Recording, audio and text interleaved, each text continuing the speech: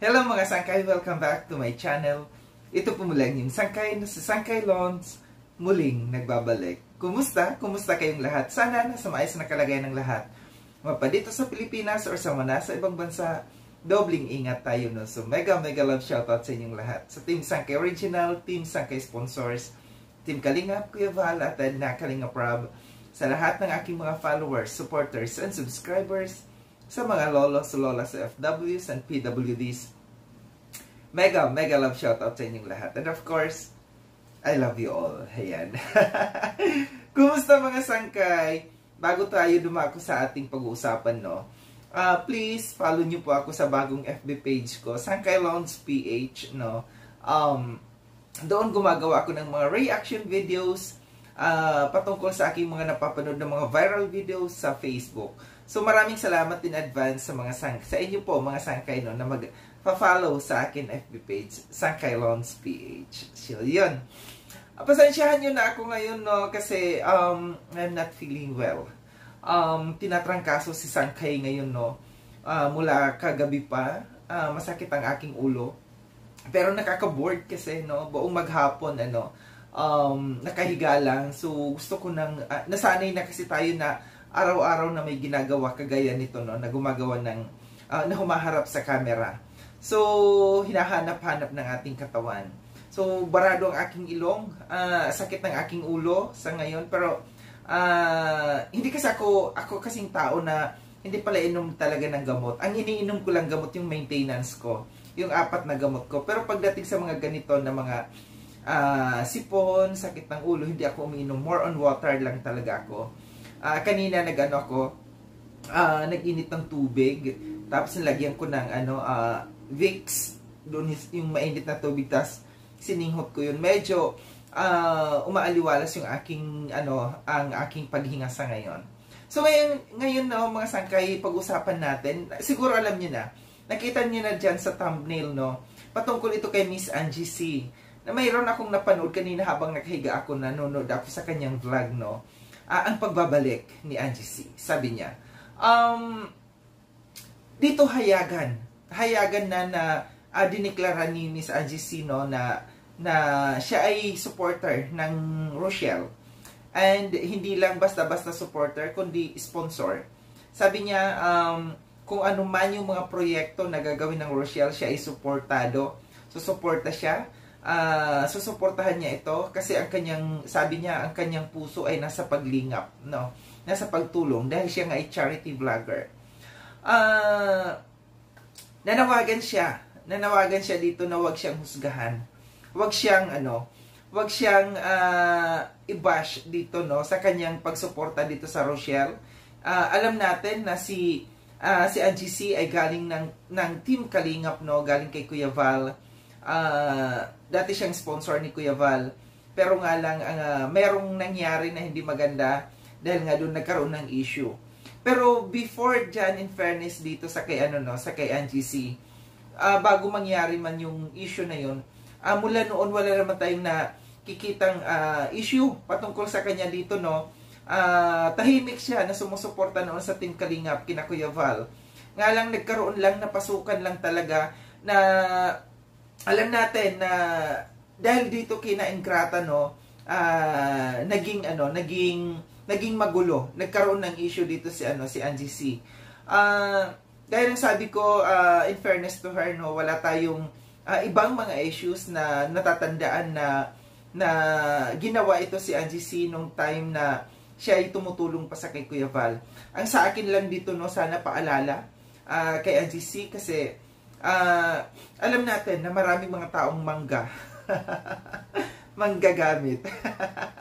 Lalo na pagka-sponsor no, mabango ka. Ang sponsor ay mabango sa mga mangga.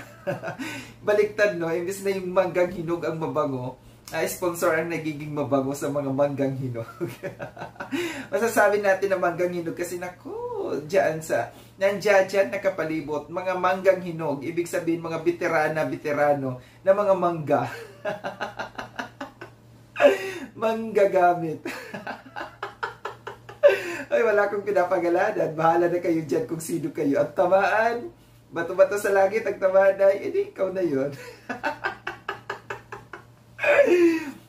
So yun, paalala lang dito kay AGC, no, na magdahan-dahan, maghinay-hinay, kilalanin. Alam niya na, ang palakaran, ang lakaran dito sa YouTube, no, na gaya ng sabi ko, pagka ikaw ay mabango ka talaga sa mga mangga.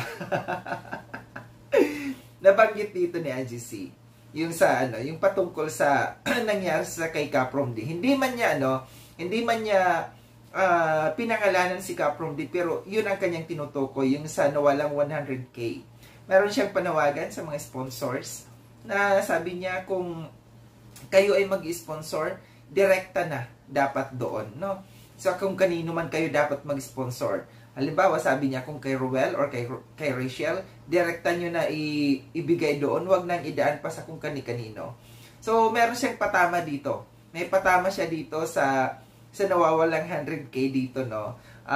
Pero which is tama naman talaga kanyang sinabi na kung tayo ay magbibigay, dapat ididiretsa na natin doon. Wag nang idadaan pa sa kung kani-kanino para wala nang issue na mangyayari, no? Sabi dito ni AGC na hindi siya ma-issue. Hindi siya ma-issue. Ayaw niya ng mga issues. Tahimik lang daw siya na tumutulong.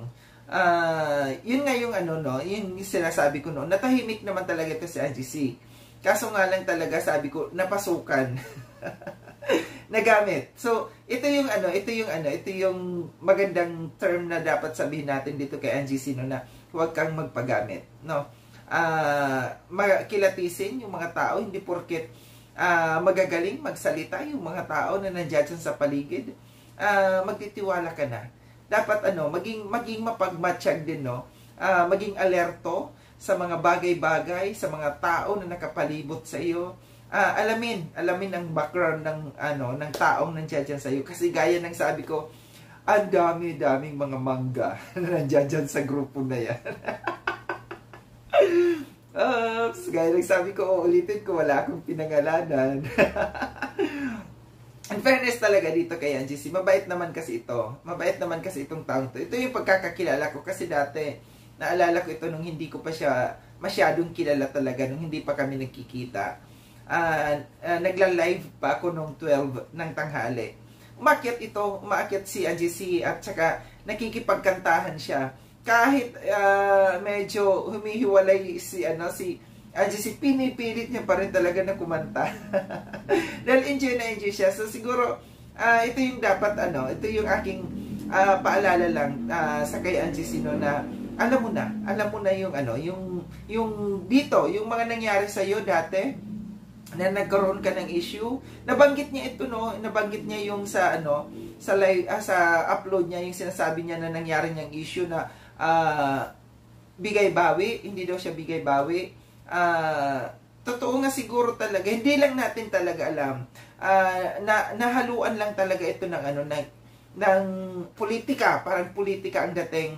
Tapos yung mga tao na sa kanya, sulsul. So yun yung mga sulsul na tao na dapat mag-ingat si AGC. So ito lang yung aking reaction patungkol dito sa video na aking napanood kay AGC, no, na may paalala lang. Ito lang yung aking paalala kay AGC, na mag-ingat, dahan-dahan sa mga mababangong mangga, yung mga veteran ng mangga Maraming salamat mga sangkay, no? Medyo masama na talaga ang aking pakiramdam. Maraming salamat sa panonood sa aking video na ito. Sa mga hindi pa nakapag-subscribe kay Sangkay Long, subscribe nyo na po ako. Click yung notification bell para updated kayo sa lahat ng mga videos na aking gagawin. Like and share itong video na ito mga sangkay. Kita-kits tayo ulit sa susunod na video na aking gagawin. Ingat kayo sa ang dako ng mundo man kayo naroroon. Paalam na mga sangkay. Paalam.